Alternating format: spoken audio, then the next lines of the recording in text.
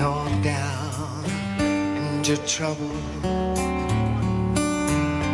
and you need a helping hand, and nothing, well, nothing is going right.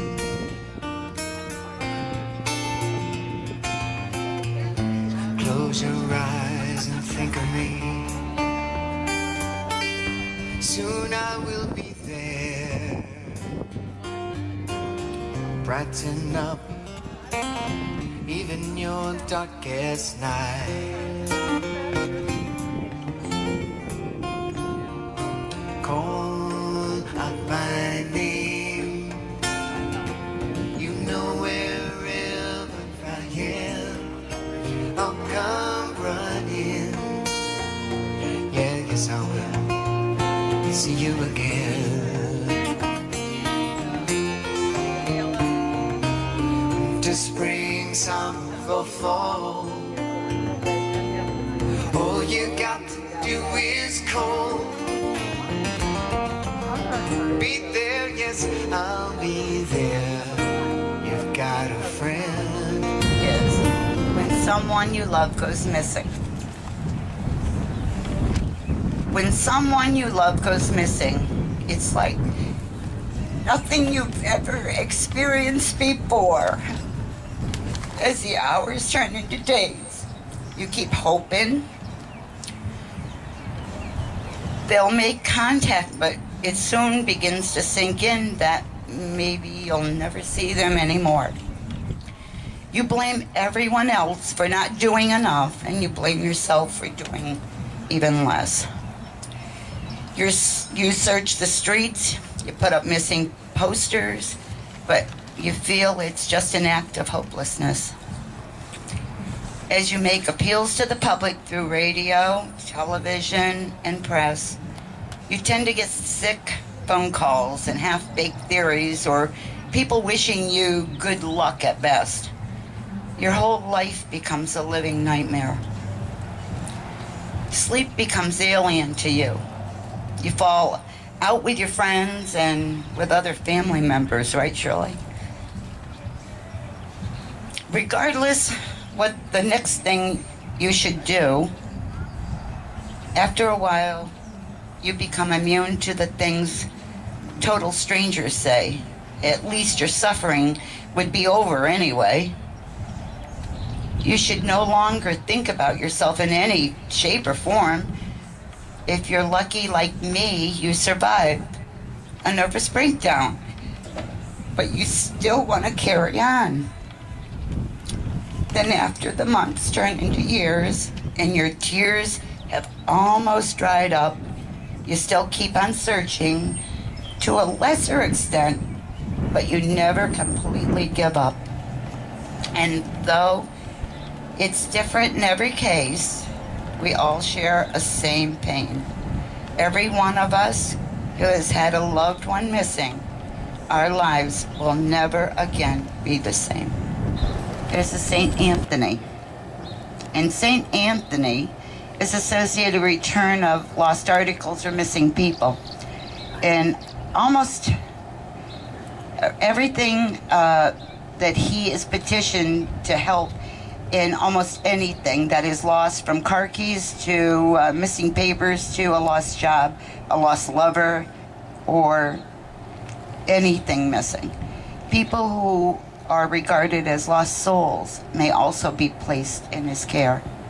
So I'm going to ask you all to bow your heads and pray with me to St. Anthony.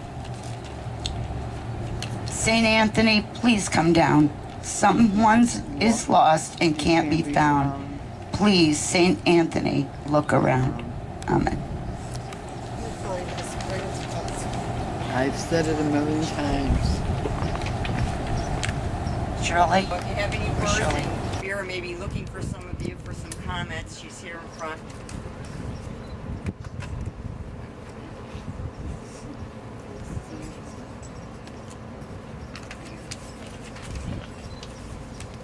First of all, this area has been very kind when we've asked for support or to put out flyers and to talk to people on the streets or in their restaurants. However, it is not the community that Shelva was known, grew up in, family, friends. So we have had each time as this approaches many people that will react by saying they cannot believe it's 5 years, 6 years. You haven't found her yet. So we receive phone calls, letters, prayers, and many of those will, as of today, were stopping us and saying, we saw the commercial on television and we're thinking of you and your family, and we're all praying that you will someday have closure. And one of those members that could not be with us dropped a note in the mail today, and it is Shelva's sister-in-law and brother. Shelva, where are you? Where did you go? We have looked, watched, wondered, prayed, and trusted so many to help, yet no results. It's like a poof ball of smoke, and you were gone. How can that be possible? All we want is to know you are okay, to see your smile again, give you a hug and kisses, no questions. Your children, grandchildren, family, and friends need you in our lives. There is a big hole that has yet to be filled. If there is a way for you to contact us, a sign of some sort, where do we go from here? Someone out there has to know something. Please help us. Angie, Shelva's sister-in-law. Oh,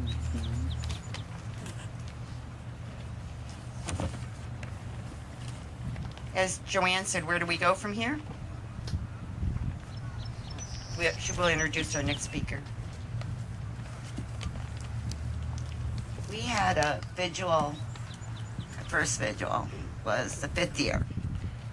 And we came down here, we never did this before. This is so foreign for all of us.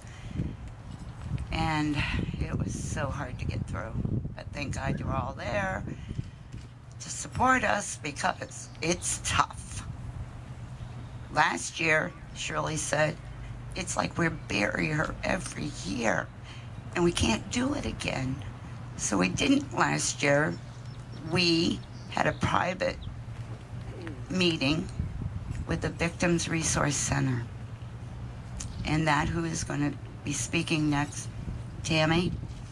Tammy is from the Victims Resource Center, and the whole sad thing is we didn't find her for 5 years.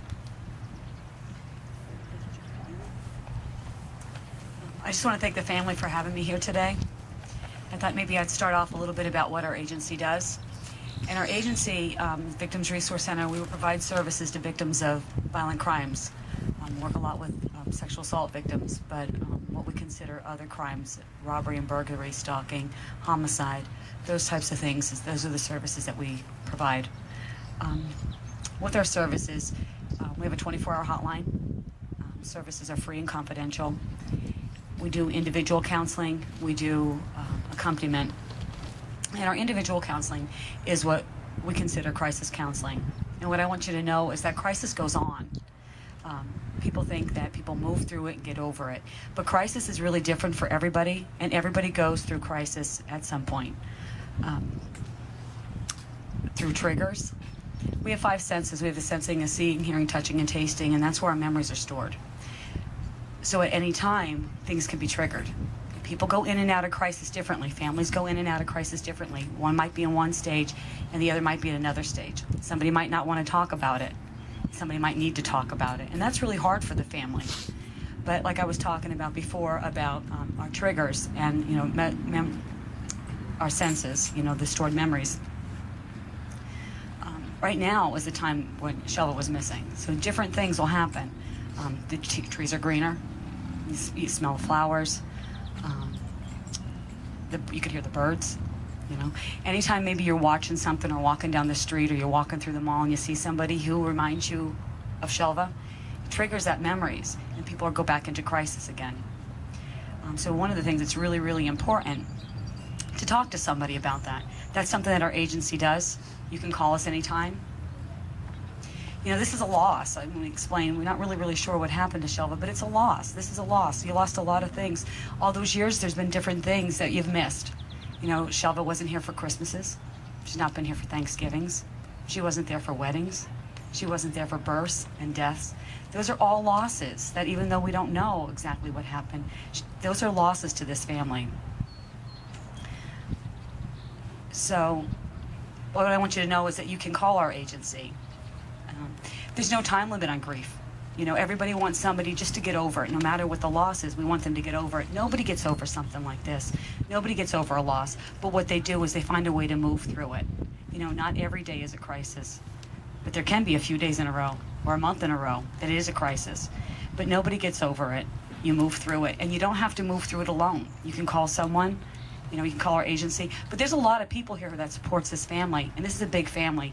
And I know, Joanne, you were saying, you know, everybody sees their differences. But together, this family still stayed together. All these years, they stayed together. There's no time limit on loss. There's no time limit on grief. But I also want you to know that there's no time limit on hope. As I said before, the support system is huge. And maybe everybody doesn't agree, but you're together. I wasn't sure exactly what I wanted to say here today, and it was really funny because I wanted to have a quote, I wanted to say something, and 3 times last week, I've heard it before, but it was like 3 times last week this came up, so I think this is what I was supposed to say. So in the words of Maya Angelou, nobody but nobody can make it out here alone. Thank you, Tammy. That's one of the lessons. Boy, if this ever happens in a family, there needs to be a liaison to help that family because we were struggling. And we've come across an agency that is filling that void and is being developed. And it just so happens that I like her and I know her and she's part of the family. Dawn. This is Dawn Michaels. Aunt Dawn. She's my granddaughter's aunt. And she was so moved at the 5th year that she is now vice president of Project Angel Eyes. Project Angel Eyes works with the family to be the liaison and help them and turn them in the right direction and hold their hand all the way through it. And I'd like Dawn to tell us more. Thank you, Joanne. I thank the family for letting me help them. I love them dearly, each and every one of them. And to do this, I consider an honor. Excuse me, thank you. Project Angel Eyes, we deal mainly with cold cases, missing persons, and we are the liaison between officers, families, resource centers, whatever we can do to get the word out that somebody is missing. One of the things we say is when somebody is missing, a piece of your heart is missing. And I'd just like to read off some names that keep giving us hope every day. Sean Hornbeck, 4 years he was missing and was found. Tanya Nicole Koch, 10 years. Elizabeth Smart, 9 months. J.C. Dugard, 18 years. And we would love to have Shelva on this list of found. That is our one main goal, is to reunite families and find the missing, and get the word out that there needs to be more media on this. There needs to be more social awareness. One thing that started me with the family was that they did not know where to turn, and it's very important that everybody has a place to turn and find and have someone there just to help, talk to, and know that there are people in the community that are not aware that others are missing. And there's over 100,000 so far, 400,000 actually, in the U.S. missing every day. And it's just a staggering number. And that's our goal, is to bring everybody home. Thank you. Oh, yes, I'd love to introduce Michaela. Her senior project is to help out with missing persons, and she is the t-shirt designer. And she's absolutely wonderful and has a heart of gold. Here she is. Hi everybody. I don't exactly have anything prepared, so I'm going to tell you how I came across Project Angel Eyes and how I came to do what I did. At the 5th anniversary of Shelva's disappearance, I went to the vigil that was held at Joanne's house. I didn't know much about missing persons other than what I had seen on TV. And I was so touched. I didn't know Shelva very well.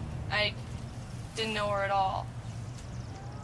But I went to this vigil and I saw how many people were there, and it touched me in a way that I had to do something. So I decided, I was in 9th grade, 10th grade, and I decided I should do my senior project on this. Do something that'll impact the community. So I wanted to raise awareness in my school, as well as raise funds for Project Angel Eyes. My Aunt Shirley, a couple weeks after the vigil, had me meet with Dawn, and Dawn talked to me about Project Angel Eyes and everything that they do. I decided that I definitely was going to do this. I definitely was going to do something. So that summer, I went over ideas, and I still didn't know what I was going to do yet. I did my senior paper, wrote about it, figured out there's more to this that I didn't know. I came upon the idea of designing t-shirts when I had seen commercials on TV of easy design processes, and teens love to shop, and I was selling at a high school.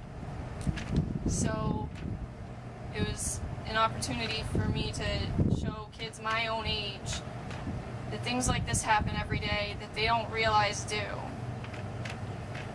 So I went online and I designed the t-shirt much like the one I'm wearing now.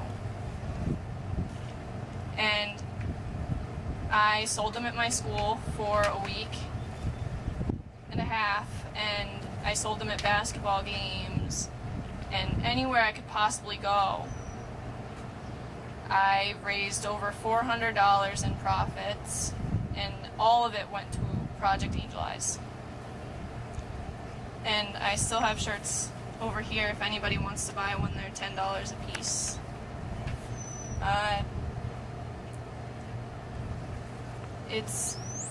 For me, it was hard to comprehend how hard it was to lose someone you love. And every day I did my project, I thought about it.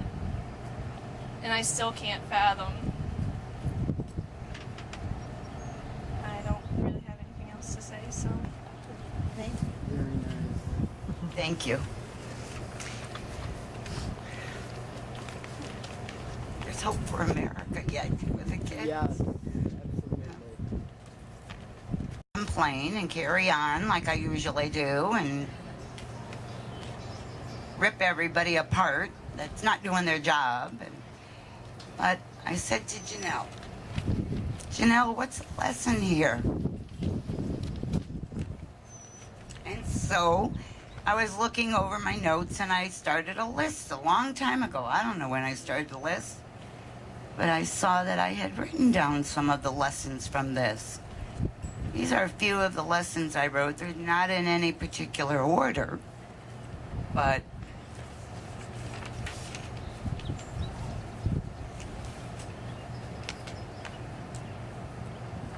I'll start very, very, very generic. Police see black and white, and I see red.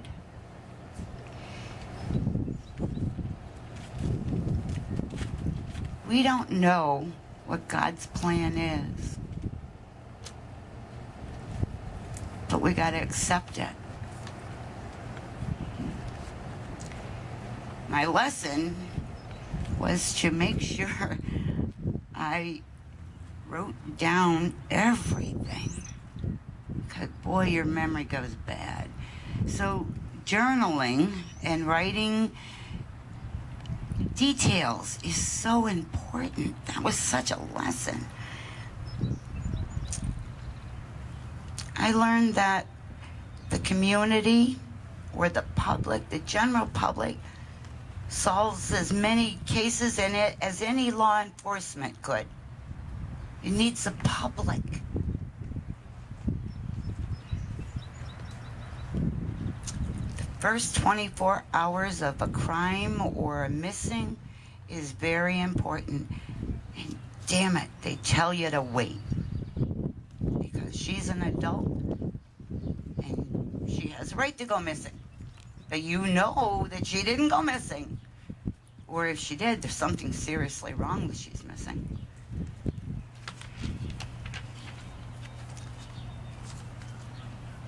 Another one that I learned, my life lesson, is never assume. Because you know what assuming is? My ex-husband, Jack, who passed, he said, assuming is making an ass out of you and me. And by God, that has come back, and I've learned it over and over and over. Never assume. Ask questions. I have learned that I am my sister's keeper. And that we need to take responsibility for each other.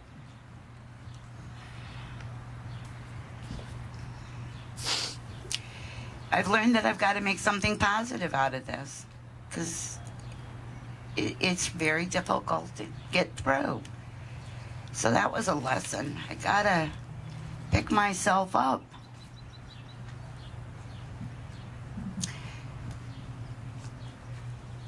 Loss comes without warnings. They're here. They're gone. And yet, I know you've all lost someone.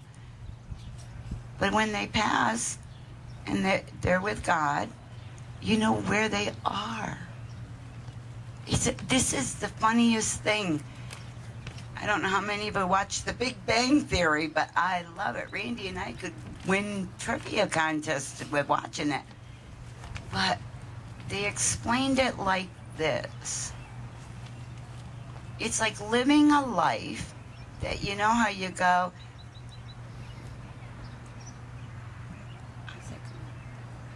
dump, dump, dump, dump, dump, dump, dump, dump. But your life is dump, dump. You're waiting for the dump, dump. And it don't come. There's never a closure. It's like always in the state of waiting. The lesson I learned, number one lesson was, love the ones that are here. I know we all say it, but boy, till you don't have them, you go, wow.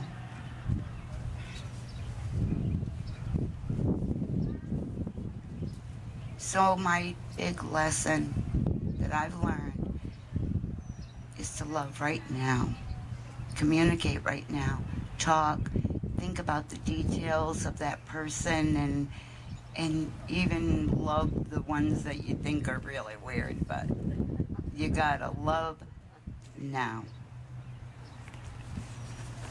Wow, okay, Dawn is gonna set off Japanese lanterns. We didn't have a candlelight vigil because it's not dark, and we're hoping that this would make the 6 o'clock news.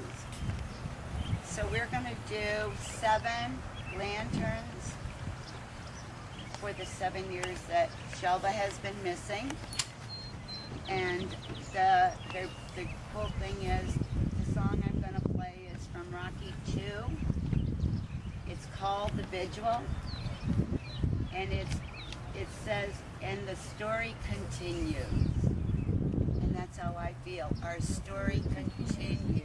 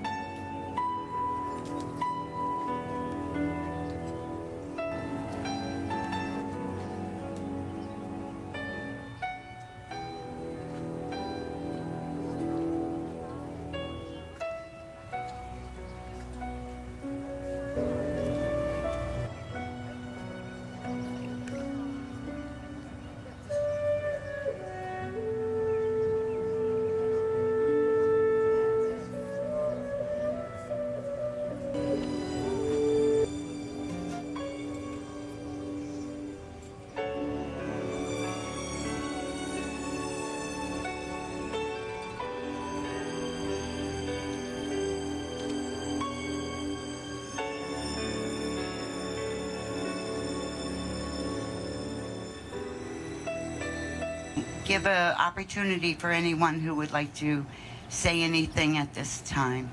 And I know, I think Terry, you wanna?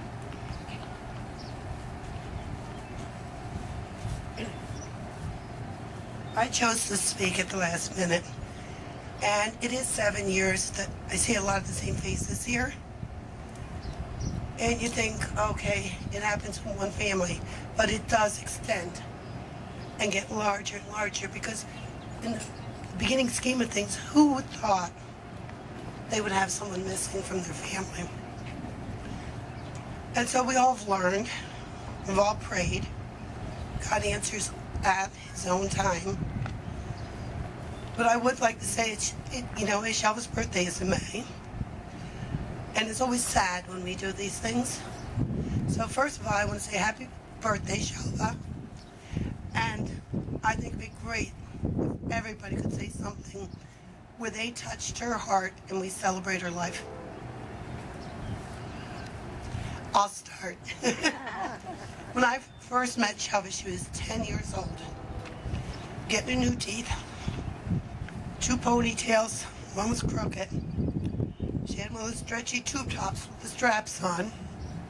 And I fell in love with her then. I was more involved with Shelva when she was younger. She slept in my bed. She babysat my kids. And I loved her from the moment I met her.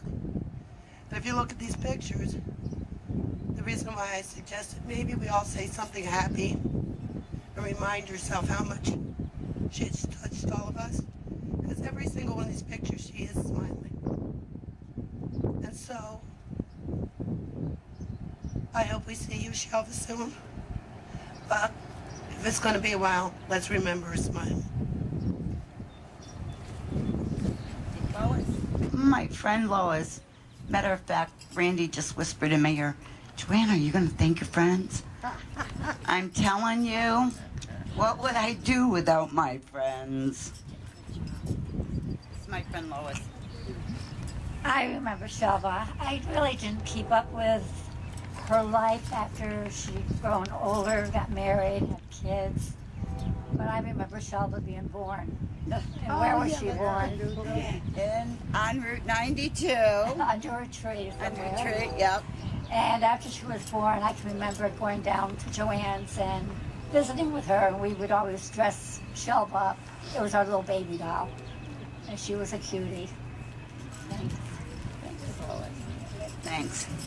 Oh, Joanne, turn around and appreciate it. Oh, we got one. One. Yay. Anybody else want to speak? She will be 52. And just recently, today actually, we put it online. We've created a website. Of course, it's www.missingfrompittstonpa.com. We're going to be working more on it, but at least we got a good structure and it's up. So if y'all, the slips that Michaela passed out, it has the website address on it, so you can all go there and look at it. We're going to add more pictures and develop it more, but at least we have it up. Spoke about where Shelva is now. And a lot of people say, can't you move on? And I attended the Missing Persons Day in Albany this year with Dawn, Project Angel Eyes. And they honored Shelva up there in Albany. And the psychiatrist that they brought in to speak to us said, it's not about moving on, because when a person says, can't you move on? It's like, no, I can't move on. It'd be like me leaving her. I can't do that. It's about moving forward. And with the lessons I've learned, we've got to combine it, and this is our family's story of what we want to do to move forward.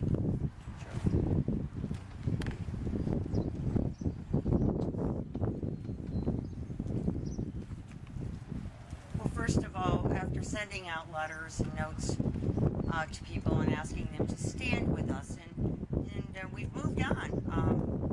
We moved on from finding Shelva to asking community, friends, families, and elected officials to stand with us.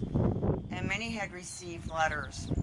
And I appreciate those elected officials that we have heard from. And I would like to echo their thoughts in conversation and in letters to us.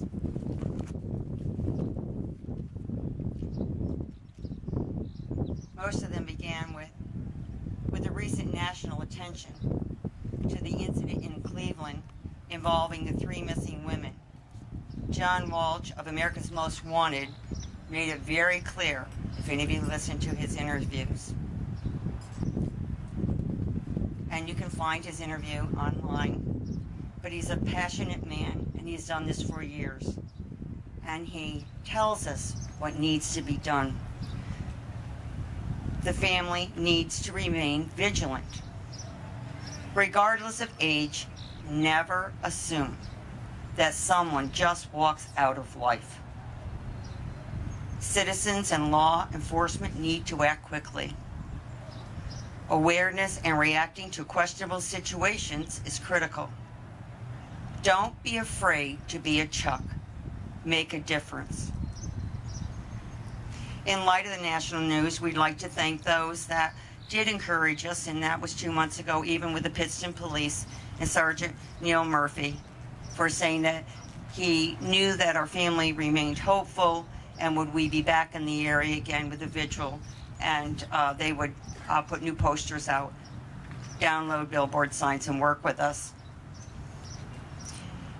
And most importantly, with the river flooding, we weren't really sure where we should be since this had been roped off. And there were some other suggestions made. In light of the news this evening, we hope that your family remains hopeful. We'd like to participate with you and invite you down here. This is an important, and we certainly appreciate that we could be invited into this community.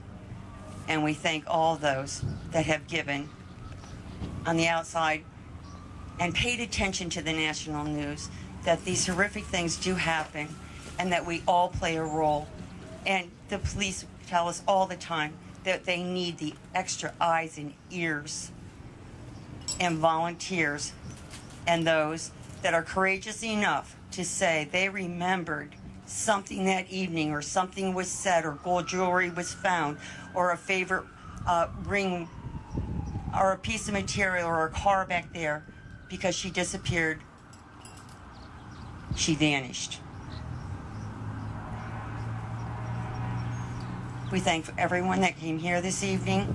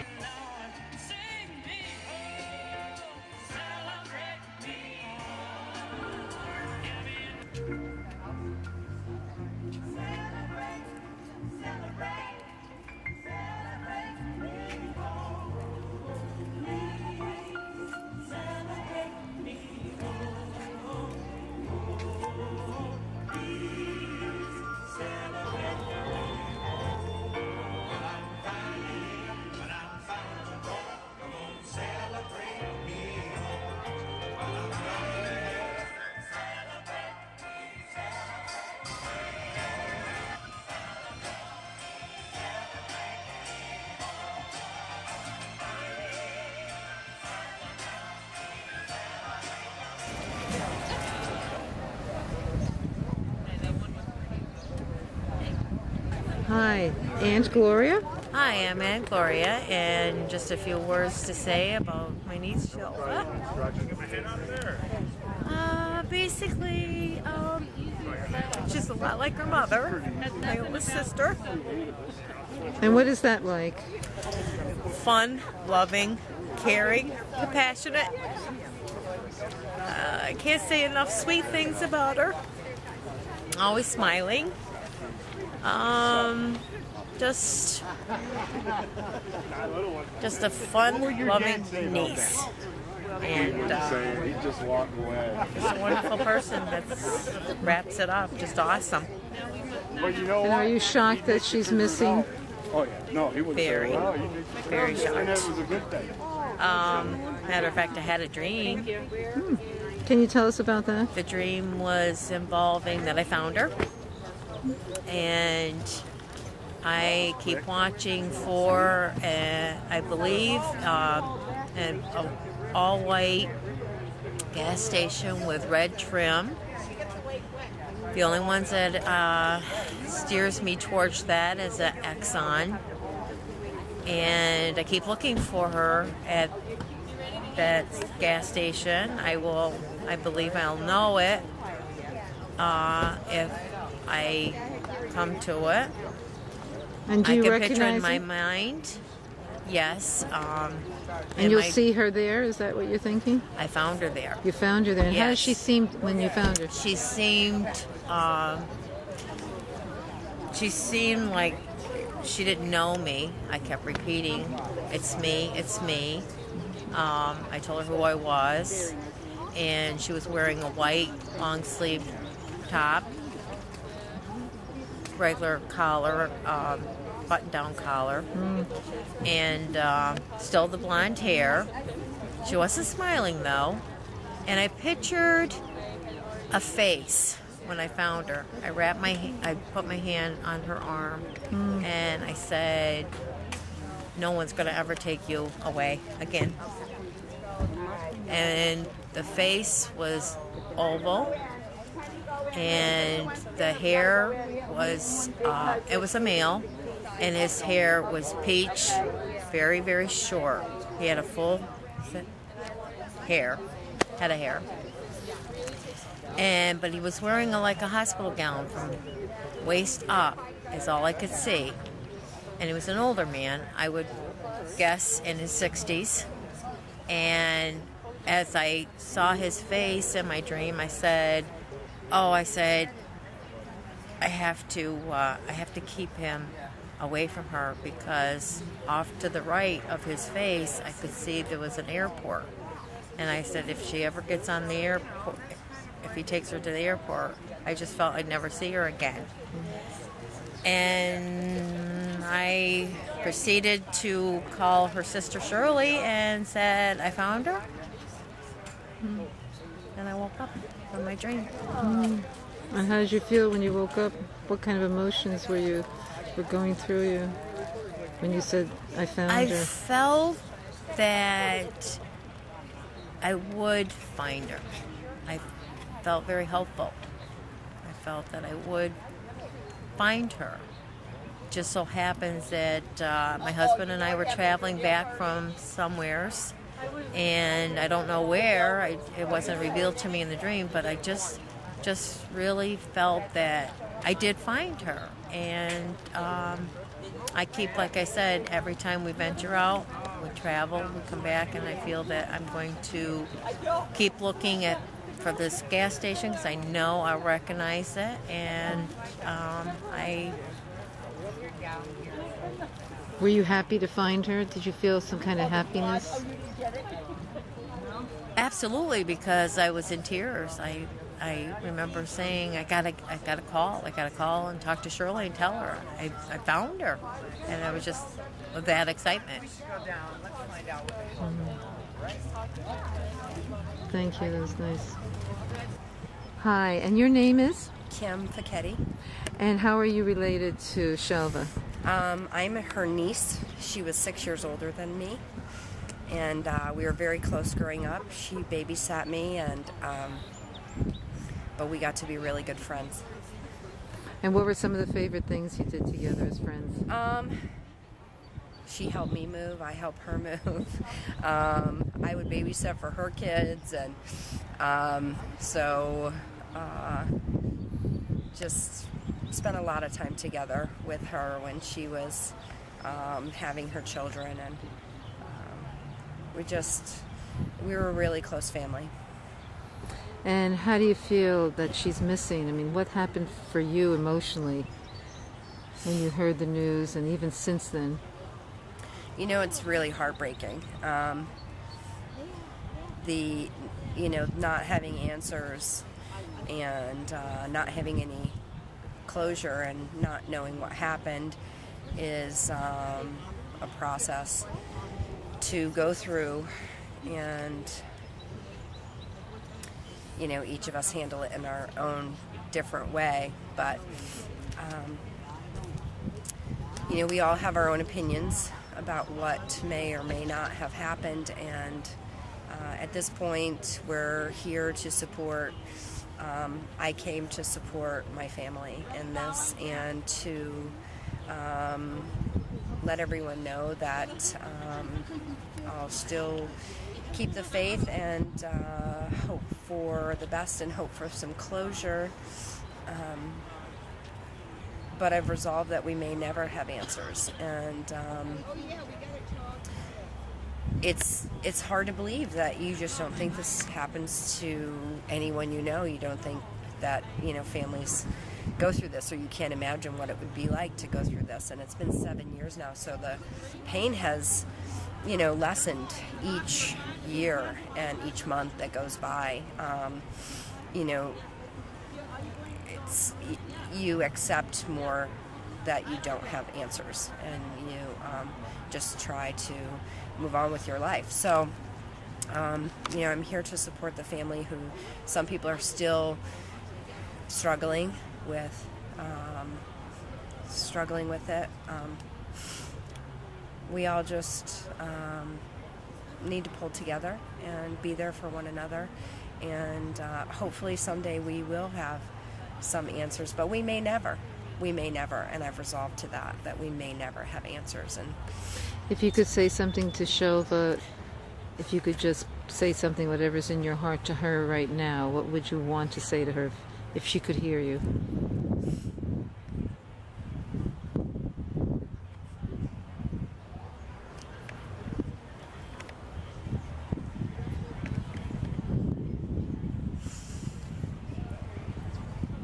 It's been so sad not having her in our life for the last 7 years. It's been really sad. And there's been so many things that she's missed. And so many people have missed her. And the special events just haven't been the same without her there. And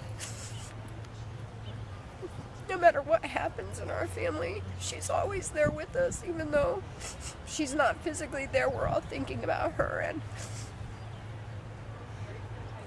wishing that it was different. And